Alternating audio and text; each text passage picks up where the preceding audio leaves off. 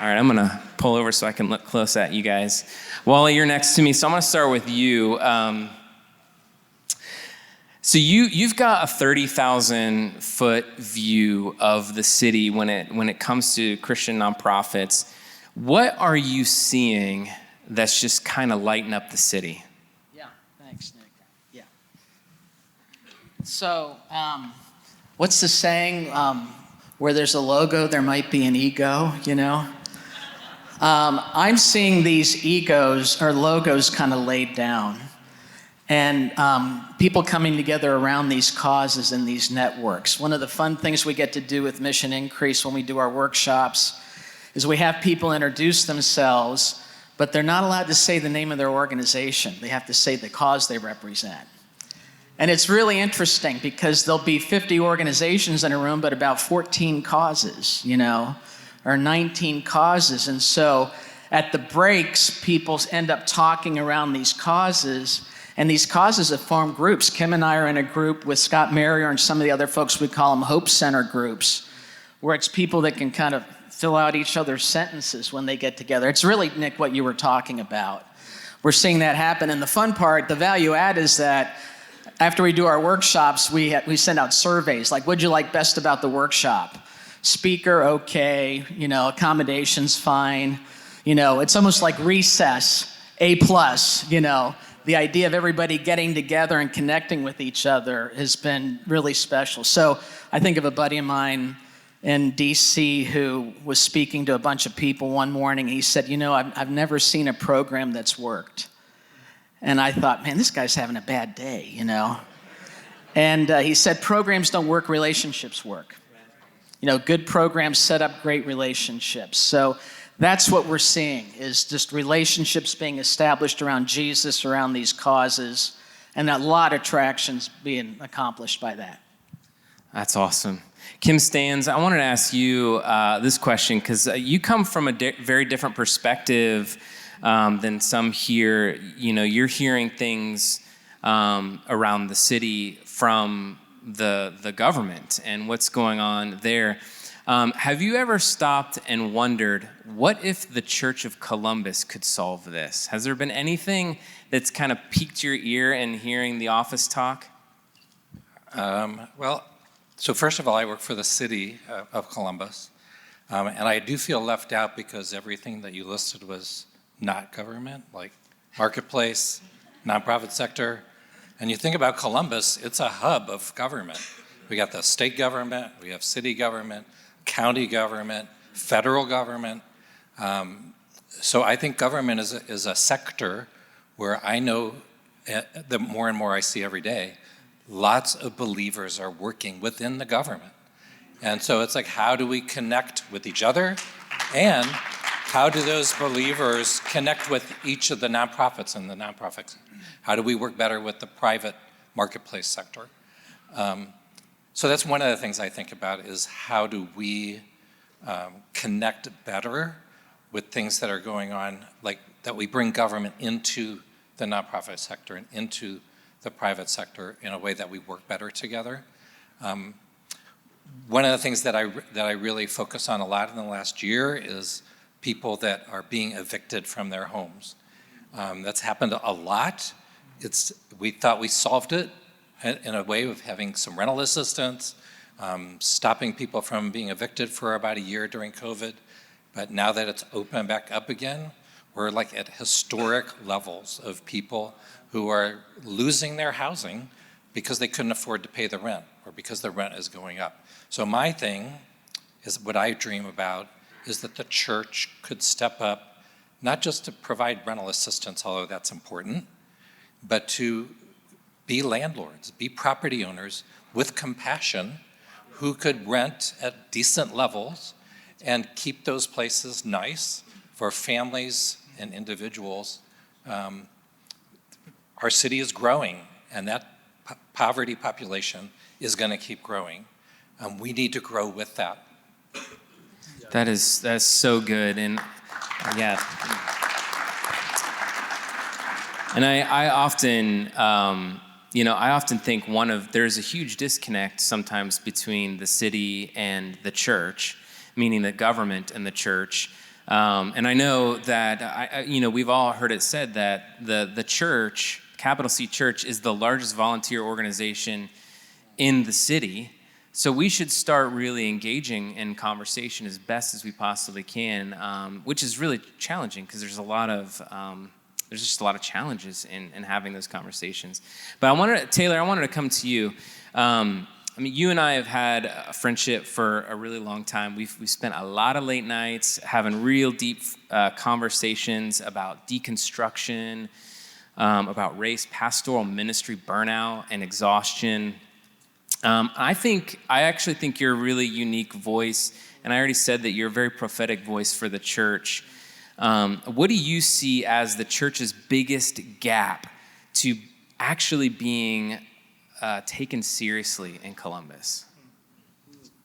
Oh man, these are those questions where you have to have the right answer. I work better in kind of long form communication, so you guys are gonna have to bear with me if this sounds like word soup. But when I think of the biggest gap, it's gonna sound kind of ironic to say this, but keep in mind, I'm an inner city pastor, and I primarily deal with that context for myself. The church has been disconnected relationally with the people. We do these things for us, and we get the amens that we need to sustain us for the journey, but in a lot of cases, we're not really listening to what the people need and finding them in the place of their deepest need and sacrificing in order to help them. And one of the things that I think about when I think about Christ in the incarnation idea is that he became relationally accessible to the dregs of society, to the people who are on the outskirts, to the folks that the religious prestigious did not want to deal with. And I think kind of our opportunity that we have is not to speak for people that we don't know, but to actually tap into the pulse of what's needed and not tell them what to do to change their lives to fit our paradigm, but to lay our lives down in order to lift them up. That's really good. Now, go ahead. Yeah, Taylor, could you even get, are you thinking of something right now as you're even sharing that? Would you be willing to share, So one of the big conversations in Columbus, and of course I pastor in Linden, is the violence. People are talking about, it's too much violence, there's crime everywhere. But that's a really layered discussion that starts with the COVID discussion and how a community is affected by mandates that were laid down. Very practically speaking, the basketball rims were taken down in communities. Summer programming was shut down. There were schools that were shut down that forced kids to have to develop learning environments at home in complicated circumstances. So if you've got multiple families living in one home, including someone who works a full-time job remotely, and they're sharing one computer, one source of Wi-Fi, the kids are going to get weeded out in terms of the availability and practical accessibility for help. And they're gonna go to the streets. And the church isn't on the streets, isn't in the streets, isn't connecting with those relationships that feel like they have no hope. And we have to figure out some creative ways to be accessible, to be available, and to be humble enough to know where those disconnects need to be closed in. So that's kind of a practical example. When we talk about violence, there's a narrative that goes out into the media, but I think for the people of Christ, we have to think deeply about how we're connected to those relationships. As kind of a follow-up, Jordan, I'd be really interested in just hearing what you heard from that. And as a pastor, what are you hearing? What are you kind of wanting to even apply to that? What do you think is missing maybe generally out of pastoral leadership today? Yeah, man, a lot. I guess I'd be curious too, Kim, if you don't mind as well. I'm just curious, when you say that you'd love to see the church even engage themselves more in providing housing for individuals, affordable housing, be more gracious, do you see that more as like the institution, the organization, the actual church itself, or the people of the church being mobilized? What does that look like, more practically, I guess? So, do you want to answer it, Kim? I'd love to. So Kim will answer, and then we'll let that. Yeah. So I would say both. I think the organized church, we could come together. There's lots of resources. But what we would hopefully find within our churches are individuals who already own housing, who already or could potentially own as an individual or as a business.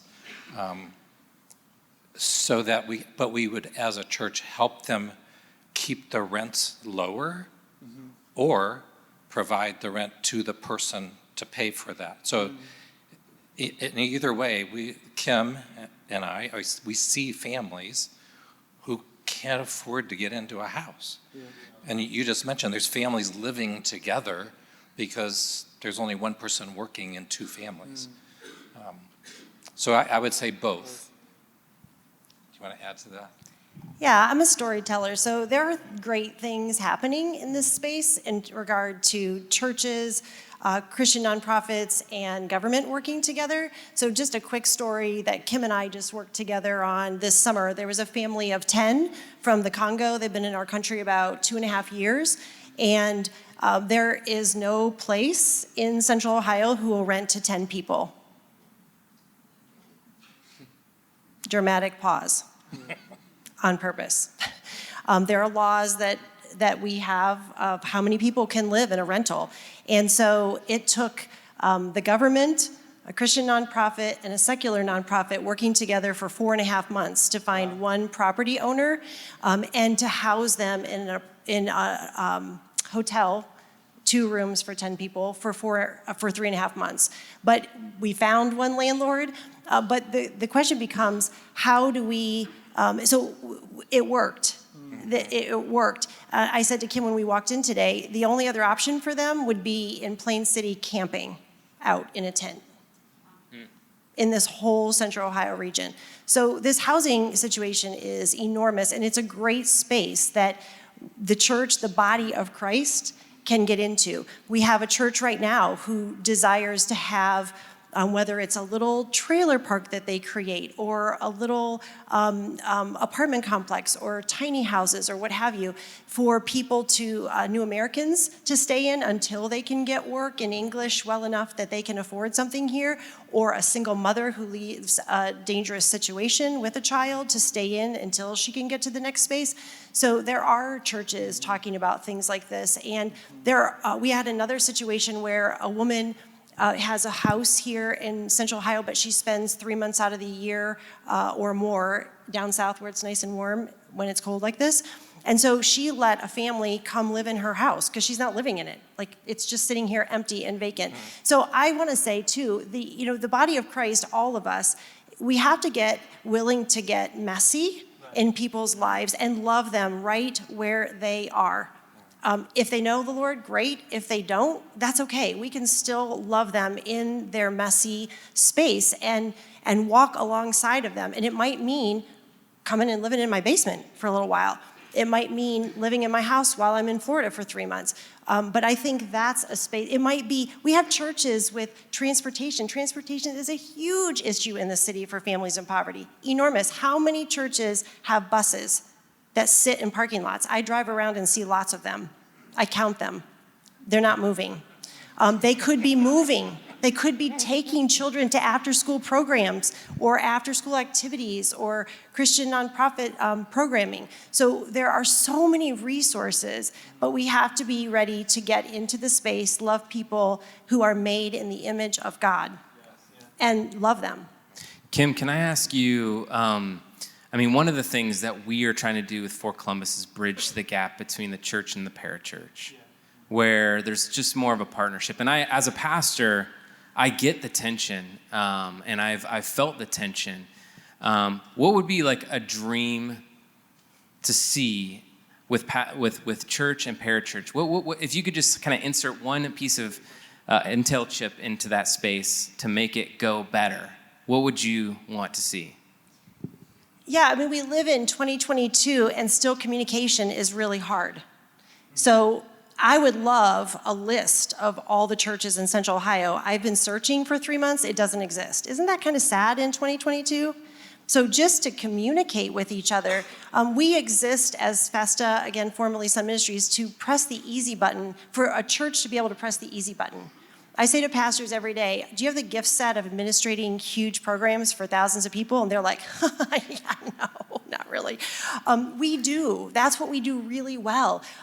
So the space to come together and say, you want to love and serve your community. You want to love people who aren't in your space yet, who are right outside of it. We want to help you do that, teach you, model it, show you models that work, how to feed children in the summer, how to teach full families English as a second language, where people from 76 countries will walk into your church twice a week happily. And I think it's not because the nonprofit world wants something from the church. We want to bless the church. Every pastor I know says, I have this big building, I built it for people to be in it, but it's empty more than it's full. I want to come fill it up with people who, again, are not walking in otherwise. But we can, when we radically love them, they will walk in happily. I mean, they will come. They want to be loved radically. And we, because of Jesus Christ, know how to radically love them. And they can feel it. And I have to share this. At the end of every single year in September, October, we do our 3-generation ESL registration. So people can, again, from like 70 countries come. We don't advertise. It's just word of mouth. Every year, I stand at the door. I get this lovely job to tell people about 20 minutes after we open that we're full. And I'm talking after 544 people have been received. I stand, and I have 194 people on the waiting list right now, no advertising. And I stand there, and there was a man this year, it brings me to tears every time. Big, tall man, white shirt, black design, and he said, you don't understand, there's no place else I can go. You have to be able to get I'm just one more person. I get the job of saying, I'm so sorry, I'll put you on the waiting list. I'm the director, I'm working hard to scale this so you can come, but I have to ask you to go now. Who else has stood in a church and said, after someone came, sorry, you have to go? I do it every year. It's not okay. It's not okay. We can open our buildings and love people radically. Yeah. Kim, one of the things I love about hanging out with you is every time I leave, I'm just like, let's go. Let's go. I really love that about you, and I hope that you all feel that. There's plenty of it. But I wanted to ask you, Pastor Taylor, because I wanted to hear a little bit, even just like a 30-second overview of More Life that you and Pastor Yavis are working on together. Yeah, so one of those ways to connect with the people and find out what's going on is to practice active listening. But sometimes you need professionals to invite them into that process. So Yavis and Pastor Yavis, I'm sorry, I'm gonna be formal in here. My apologies, Bishop Clark. We have a cultural understanding on honor. Pastor Yavis, right across the street, New Birth Christian Ministries, and myself have come together to collaborate with Columbus Public Health to offer mental health resources for free. So we're trying to eliminate a huge barrier, which is cost. Cost is a huge barrier, obviously, for the contextualized communities that we serve in. And we get a chance to literally visit with the trauma and the extreme difficulties of navigating poverty in real time. So we've made our church buildings open spaces to host these counseling opportunities. We partnered with certain clinicians that are able to contextually understand what's going on culturally with the folks that we are dealing with. And we've seen some tremendous success in piloting the program just maybe close to a year ago. And we're still being creative, trying to make it visible, talk about it, but not oversell it. Because we don't want to say we are the solution or we have solved the whole issue. It's really complicated when you're dealing with real life circumstances and trying to point them towards long-term healing. So I believe that the church specializes in something I've called soul care. That's something that we care about. We care about the state of souls, but we do need to be humble enough to admit that we'll need professional help. And we need to partner with organizations and clinicians that do this for a living and have gone to school for this in order to provide the kind of help and assistance that we want them to have. That's so good. Jordan, I want to ask you a question, and you're not allowed to ask one back. Yep. So we've only got a few more minutes, and I want to break into tables. But so I know we heard Pat Gelsinger's video, and he's just such a strong marketplace leader, and one of the best examples of somebody who he gives away almost all of his income to do city transformation work in like the San Francisco Bay Area, which is a very unchurched and unchristian community. He probably doesn't have a lot of income either. Yeah, he'd buy his computers. No. It was a joke. That's a hard room. Wow. All right. But as a pastor, what do you hope to see from business leaders as they have a lot of potential? As you see a lot of potential for them to be salt and light where they are. Yeah, I mean, I've been encouraged, and I haven't actually even met Chris personally, but I've been around these circles quite a bit over the years, and I'm just encouraged by the way in which you continue to invest so deeply into nonprofits in our city. And I hear so many stories from Nick in regards to everything that you're doing. But I would love to see more marketplace leaders come alongside other nonprofits. I don't even mean churches. I just mean other nonprofits and say, how can we further what you're doing? I think a lot of times money is used to manipulate, but money is best used to accelerate. And there's beautiful visions that are even just represented right here. And it's our generosity that really does determine the speed of a vision. If suddenly Kim was given $1 million, I bet you that Kim would know tomorrow what to do with it. If suddenly Out of Darkness was given $1 million, I bet you they know tomorrow what they'd do with it. But most pastors don't have any idea what they would do with it. And so we don't really have like that $1 million vision. And so I'd love to see more marketplace leaders actually come alongside pastors and say, you have relationships in the city. You know people that we may not know.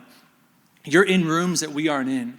Where can we further this mission? How can we get the gospel? Because the reality is today, as much as pastors want to believe it, we aren't reaching the lost on Sunday mornings. We're not reaching them. This isn't the 80s and 90s anymore. And so the lost aren't coming to us. Church isn't even a safe place to express doubt anymore, as much as we all like to think, my church is a super safe place. It's not. People just aren't. And so like we got to get behind these parachurch ministries, and we got to allocate finances and budget in order to do so. And if that takes time, it takes time.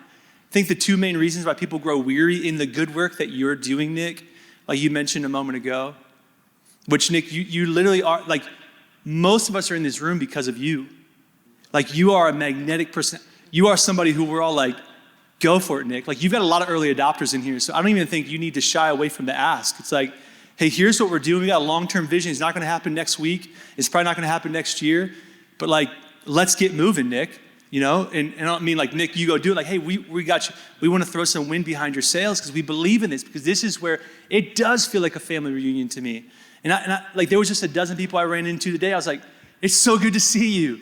And if you're here for the first time, or maybe you don't know a lot of people outside of your network that you came with, like keep coming so that it can feel that way, so that there can be greater collaboration, so that we can come alongside and not only be encouraged by one another, but actually get behind one another and say, hey, I'd like to give to that. We'd like to partner with that financially. And right now it might feel like a small amount, but hopefully in the years to come, we can continue to increase that amount so we can accelerate your vision. Because I think that's the best way that the church can't operate like it did 30, 40 years ago. It's not working.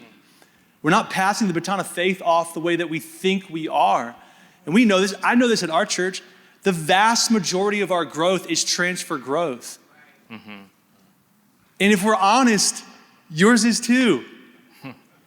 And so the church isn't growing. Your castle might be growing, but the church isn't. And we're never going to see an inbreaking of God's Spirit in our city just by you focusing on your church alone. Like, you can build a good church on your own. We've seen it happen, but we're never going to see a gospel movement on our own. And so for me, it's like, yeah, we need the marketplace leader, and the reality is we need your money. And we need the nonprofit, and we say, we got volunteers for you.